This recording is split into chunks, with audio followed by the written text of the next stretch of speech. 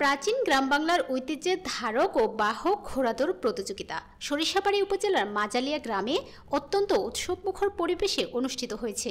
শুক্রবার বিকালে মাজালিয়ার বিস্তীর্ণ মাঠে এই প্রতিযোগিতার আয়োজন করা হয়, যা এলাকার মানুষের মধ্যে বিপুল উৎসাহ উদ্দীপনা সৃষ্টি করে। দূর দূরান্ত থেকে আসা 17টি ঘোড়া প্রতিযোগিতায় অংশ নেয়।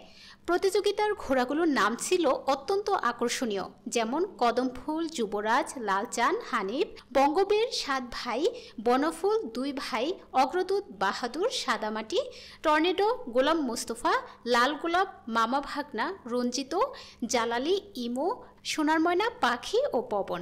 প্রথম রাউন্ডের বাছাই শেষে সেরা 4টি ঘোড়া নিয়ে ফাইনাল রাউন্ড অনুষ্ঠিত হয়।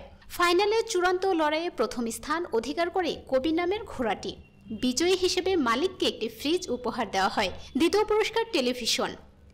ঘোড়াদৌড় প্রতিযোগিতায় উপভোগ করতে দূর দূরান্ত থেকে শিশু, কিশোর, কিশোরী, নারী, পুরুষসহ প্রায় 5000 দর্শনার্থী উপস্থিত হন। মাঠ জুড়ে ছিল আনন্দ ঘন ও প্রাণবন্ত পরিবেশ। প্রতিযোগিতার সঙ্গে সঙ্গে এলাকাবাসী উপভোগ করেন গ্রামীণ ঐতিহ্যের এক টুকরো স্মৃতি।